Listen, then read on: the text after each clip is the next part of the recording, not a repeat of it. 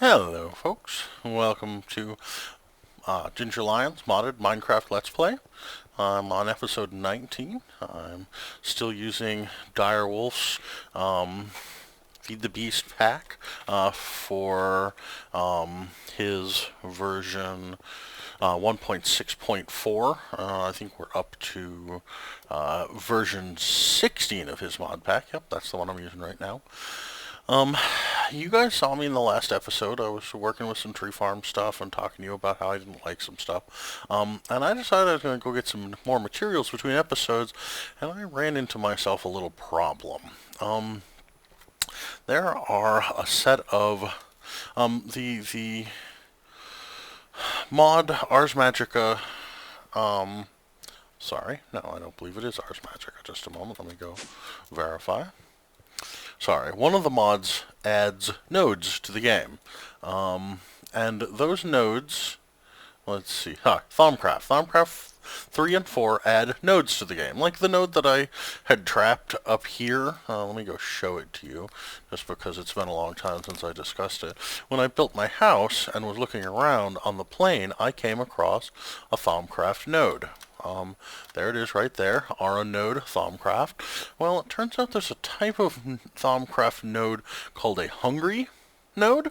And what that does is if you get close enough to it, it sucks you in and then kills you. So I basically managed to lose all of my stuff. Now, I have been using my Ender pouch to store my stuff, and so I didn't lose my excavator or my gravity gun, but I did lose all of the rest of my items. How did I do that? Well, I was in the Ender. I was in the Nether setting up one of my wonderful Ender quarries. You'll notice that Netherrack and soul sand and whatnot are streaming out of my Ender chest and headed into my logistic sorting system. That's because in the Nether I set up a quarry, and it's busy quarrying the Nether for everything that it can find that's valuable. In the process, I also decided to switch one of these over each to the tainted soil and the netherrack, because those are the items that I'm getting the most. So, I wanted to come in here and make sure that I got all of the manual and all of the cobalt, and all of the ardite that I have thus far mined, because I'm going to have to go downstairs. I've set my smelter back up. Let me show you it over here. And I've connected it to my lava system so that it's not going to run out of lava. And so I'm just going to take a couple of minutes and cast myself some new tools, and then I'll be right back. Hello, folks. I'm back. I've cast most of the parts that I need. Just let me take a moment and pour out the rest of what I've got in here into ingots. So basically what I decided to go with is manualin, since I now have a pretty significant supply of it, because I'm getting cobalt and ardite from the nether using my quarry, my ender quarry. And as usual, I'm going with a paper binding. It allows the tool to be writable, means it has more modifiers to it. There is my pickaxe. Let me switch over to the sword. I decided to once again go with the cutlass. I just think it's kind of neat.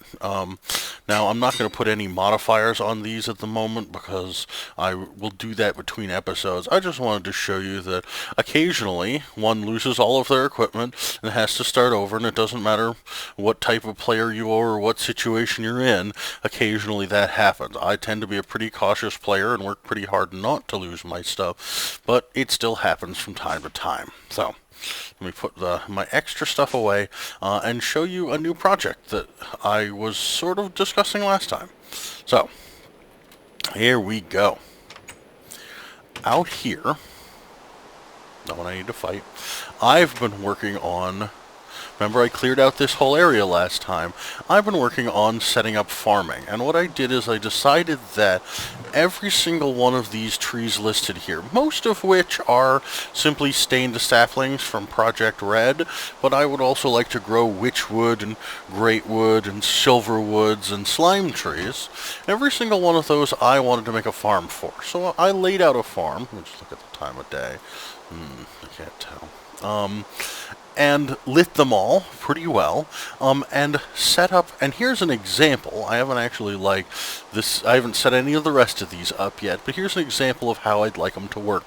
And let me walk you through the process, starting with the underground portion, in which I'm going to need to be in bat form to show you. So, here we go. The first thing that I did was I connected through into my base, and I delivered a power line. If you'll note, it comes all the way around the edge. I decided that I'm probably going to use power a lot in this room, and so power all along the bottom edge makes perfect sense to me. And I connected my AE system out here using most of the cable that I had and could make. And then finally, if you look down there at the very bottom, you'll notice that there's a third line. So I've got redstone conduit, I've got fluiduct, which is currently empty, and I've got my ME cable from my AE system. And so at each one of these locations, I want a planter under the floor. So in each case, I'm going to place a planter, and I'm going to connect it to an export bus, which is going to try to fill it at all times with saplings. And so you'll notice this one is completely full of saplings, and then I run power up the side so that it can run. Now, this is what I needed my pickaxe for the most. You'll notice I run the fluid line, the liquiduct, up this side, a ME cable over here, and power up here. Right above here is the harvester. This is set to import everything that ends up in this chest. This obviously is sending power, and this is going to collect a liquid. So let me go upstairs and show you what all of that is connected to and what it's doing. Though I think it's dark, so I should probably, for safety's sake, get a little bit of sleep. Just a moment. Indoors, out of morph, because I can't sleep in morph form. Upstairs and get myself a little bit of sleep. There we go. Now,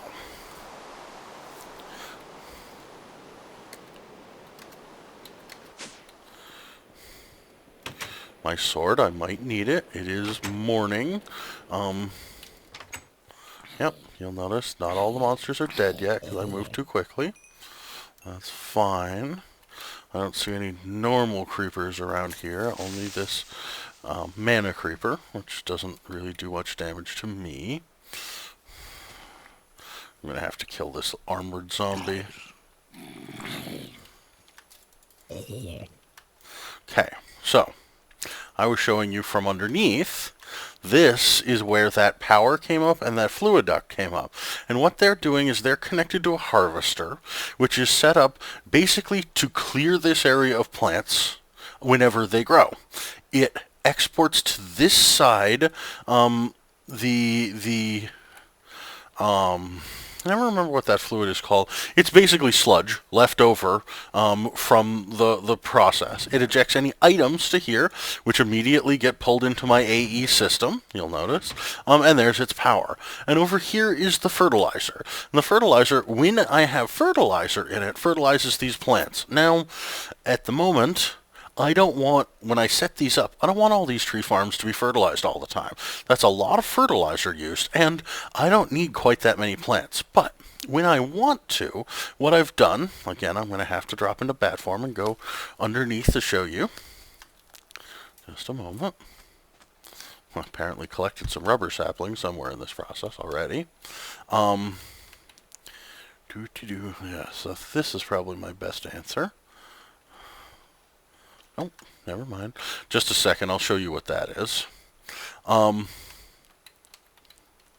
So, my fertilizer is set up just 2 blocks down, and it's set up so that when a redstone signal is received, this precision export bus will push stacks of fertilizer into my fertilizer device.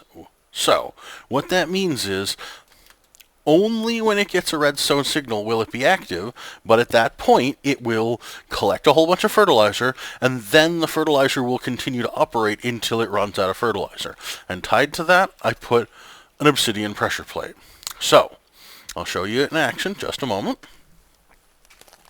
First, let me get rid of these unnecessary saplings. Pink. Now, when I decide that I need more rubber trees, when I need more rubber for one reason or another, or whatever other saplings I have set up here, I come over here, I stomp on this pressure plate once, and it ticks and fills up 2 stacks of fertilizer in here, which immediately begins fertilizing, and as you'll notice, begins growing rubber trees, in this case, or whatever other trees I'm working with, extraordinarily rapidly.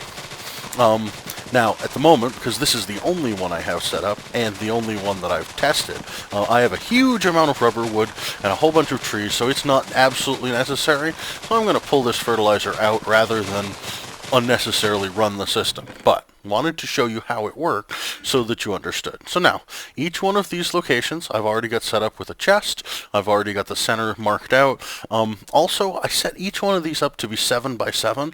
Notice I left a little bit of a gap around the outside. That's because, well, the default configuration for the fertilizer, the harvester, and the planter is 3 by 3. You can put those upgrades that I was showing you a couple of episodes back in there and increase their size. So if I put in a simple, I think it's an iron upgrade, it would increase by, or lapis I believe, it'll increase by 1, and that'll get me this 4 by 4 center area. 5 by 5 center area. It always expands by 1 each direction on the diagonal. If I put the next upgrade in, it would be this 7 by 7 that's marked out in cobblestone. And if I really have one plant that for one reason or another I need a huge amount, I will install the next level of upgrade, and it will produce a 9 by 9 neighborhood all filled with whatever tree that is. So that's the layout of my system. Now, let me go inside and collect all of the necessary stuff so that I can show you how I do that. Just set one up because I want the next one set up and I should show it to you on camera. So, let's see. First I need import buses. Now I need export buses. I don't know what that one's pre-configured with, but that's fine. I can change it. I'm going to need 2 of these. I'm probably going to need cable. Yep. Now I'm going to need redstone energy conduit. Hopefully 12 will be enough. If not, I'll be right back in here to get some more. Let's see. I'm going to want so I don't have a harvester, a planter, or a fertilizer. But I do have this ME crafting terminal. So let's see what I can do. First I want a planter. The recipe for a planter goes like this. Now, do I have any flower pots in here? No flower pots either. So, here, shift quick. I need 2 of these to make this. In fact, I know that I'm going to make more than that, so there's 4, there's 6, there's 8, and there's enough to make 5 planters. Now, do I have any pistons in my system? I have 152 of them. That's probably a mistake at some point. I made too many. But that's fine. Factory machine blocks. I have 6. That should be plenty. So, let's go ahead and see if I can make this. There's my planter. Easy. Now, I need a harvester. None. Harvester is like so. I'm pretty sure I don't have shears or gold axes. So let's make... There's the 2 shears, and let's make a couple more. And the golden axes, and then I should be able to shift click and get myself a harvester. Perfect. And now a fertilizer. Let's see, I might have all of the things that I need to make that. I do. So there are my basic necessary equipment for setting up this planting operation. So let's go outside and start one up.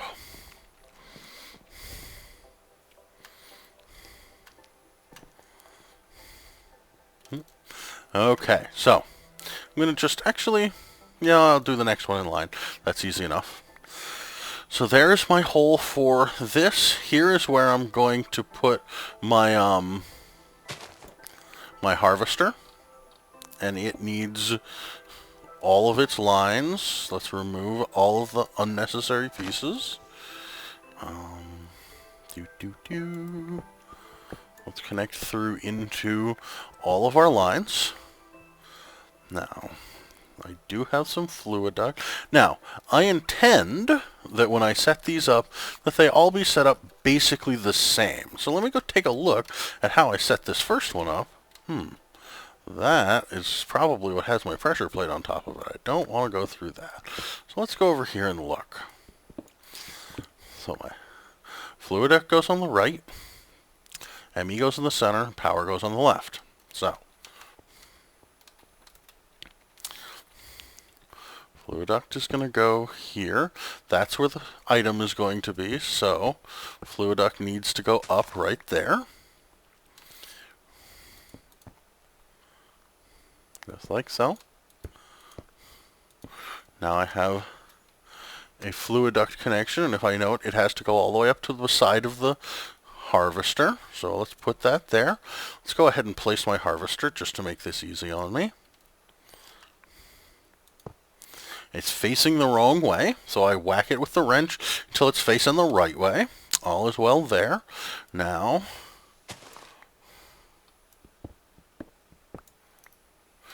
the energy is going to come in from this side. Let's grab my energy conduit.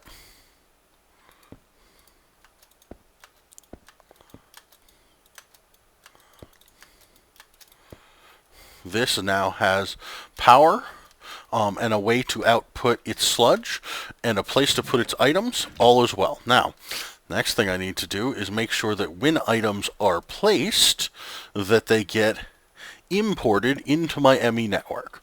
It means putting an import bus here, facing the chest, and telling it to move stacks of items. That's easy enough. Now, I need 2 export buses. One of them, oh, it's closing on nighttime. Once more, folks, I'm just going to go get some sleep rather than risk having monsters showing up while I'm busy trying so hard to set up a complicated device. This is why I do so much of my building so close to home.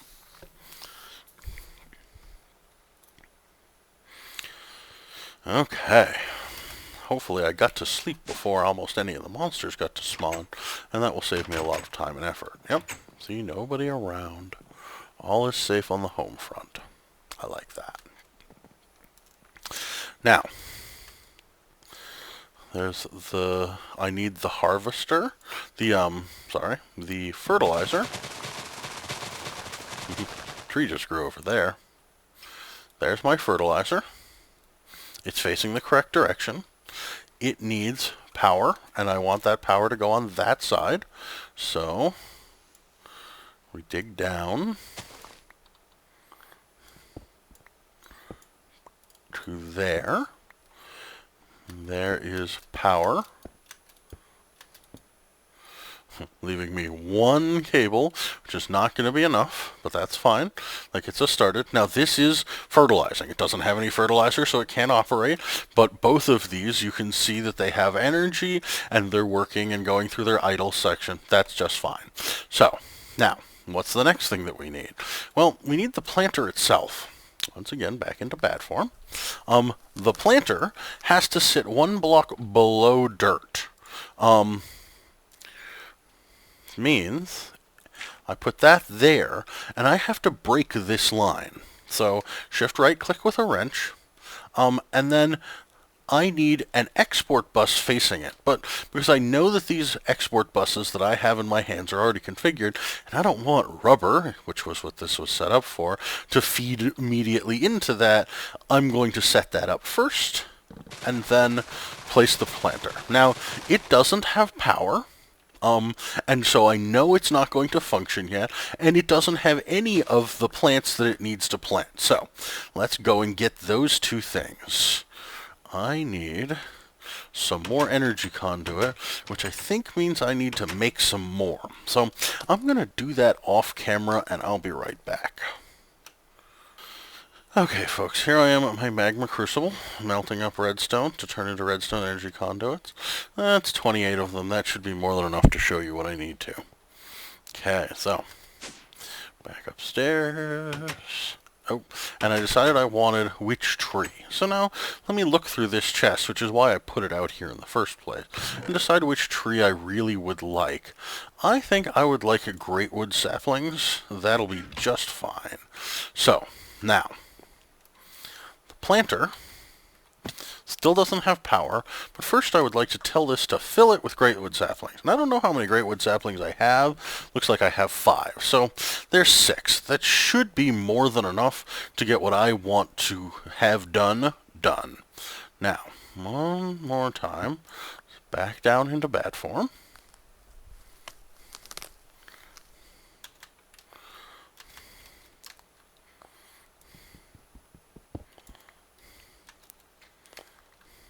Now, where's power?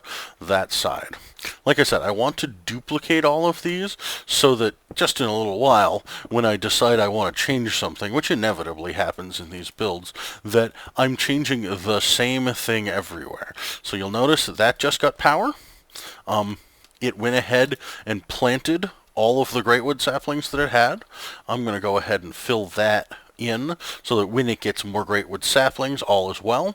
Now, there's one more configuration that I haven't done yet, and that's I haven't set this up with an export bus.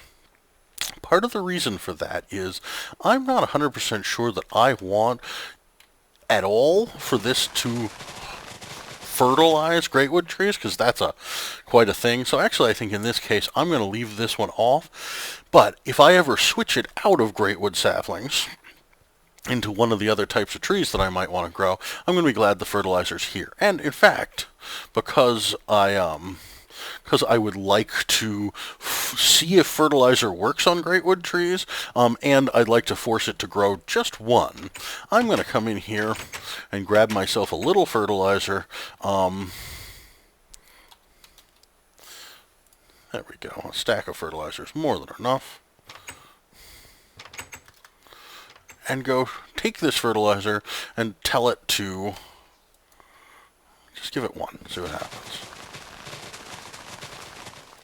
See, it can't, because it can't find a single thing in its active area that's allowed to fertilize, because greatwood saplings will not take fertilizer. So what's the point of me setting all this up? Well, because at some point, natural growth is going to cause one of these to grow, at which point the harvester will be able to tear it down, and the planter will be able to plant more saplings, and that'll increase the rate at which I get greatwood trees. So, now, there's only one other thing in this system that I would really like to show you guys, and I think it's pretty neat, so let me show it.